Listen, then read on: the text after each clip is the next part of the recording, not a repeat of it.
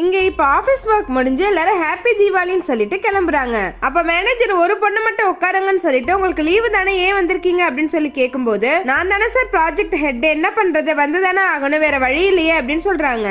சரி ஓகே அன்னைக்கு மீட்டிங் நடந்துட்டு இருக்கும்போது ஏன் பாதியிலே எழுந்து போயிட்டீங்க அப்படின்னு சொல்லி அவர் கேட்கிறாரு. இவ யோசிச்சுக்கிட்டு இருக்கா. கொஞ்ச நேரம் கழிச்சு இல்ல சார் நிறைய கிளைண்ட் கால் வந்தது அதை எடுக்கணும் அப்படின்னு சொல்லும் போது சரி கிளைண்ட் கால் எடுங்க அதையே நம்ம ஆபீஸ் ஸ்டோர் ரூம்ல போய் உட்காந்து போன் பேசுறீங்க அப்படின்னு சொல்லி கேட்கிறாரு. இல்ல சார் ஆபீஸ் எல்லாம் ஒரே சத்தமா இருந்தது அந்த ரூம் தான் காலியா இருந்தது அதனால தான் அங்க போய் பேசினேன் அப்படின்னு அவர் சொல்றா. அதுக்காக அப்படியே போயிடுவீங்களா ஆபீஸோட முக்கியமான பேப்பர்ல அங்கதானே இருக்கு அப்படின்னு அவர் சொல்லவும் இப்ப இவ யோசிச்சுக்கிட்டு இருக்கா. இவங்க அந்த ரூம்ல என்ன பண்ணிட்டு இருந்திருப்பாங்கன்னா குழந்தைய அவங்க அம்மா கிட்ட விட்டுட்டு வந்திருப்பாங்க. அந்த குழந்தைக்கு தாய்ப்பால் வேணுங்கிறதுனாலயும் வேலையும் முக்கியங்கிறதுனாலயும் அவங்க அந்த ரூம்ல உட்காந்து வேலை பார்த்துக்கிட்டு மெஷின்ல தாய்ப்பால் எடுத்துட்டு இருந்திருப்பாங்க. அதை நினைச்சு ஃபீல் பண்ணி அழுதுகிட்டும் இருந்திருப்பாங்க. இவங்களும் இப்ப மேனேஜர் கிட்ட என்ன சொல்றதுன்னு தெரியாம சார் நான் ஒர்க் ஃப்ரம் ஹோம் பார்க்கவா அப்படின்னு சொல்லி கேக்குறாங்க. அது உங்க இஷ்டம் இது உங்களோட ப்ராஜெக்ட் தானே அதுவும் ப்ரமோஷன் டைம்ல இப்படி எல்லாம் பண்ணாதீங்க போகும்போது ஸ்டோர் ரூம்ல இருக்க அவங்க திங்ஸ் எல்லாம் எடுத்துட்டு போயிடுங்க அப்படின்னு சொல்லிட்டு கிளம்புறாரு. இவங்களும் வெளியே சொல்ல முடியாம அந்த ரூமுக்கு போறாங்க. அங்க போய் பார்த்தா அந்த ரூம் மொத்தமா மாறி இருக்கு. அங்க ஒரு கிஃப்ட் கார்டும் இருக்கு. அந்த லெட்டரை ஓபன் பண்ணி பார்த்தா எங்களை மன்னிச்சிருங்க உங்களுக்கு புரிஞ்சுக்க எங்களுக்கு இவ்வளவு நாள் ஆகிருக்கு அப்படின்னு சொல்லி அந்த மொத்த ரூமையுமே மதர்ஸ் ரூமா மாத்தி வச்சிருக்காங்க. அது மட்டும் இல்லாம அங்க அவங்களுக்கு ஒரு புது ட்ரெஸ்ஸும் கிஃப்டா வச்சிருக்காங்க.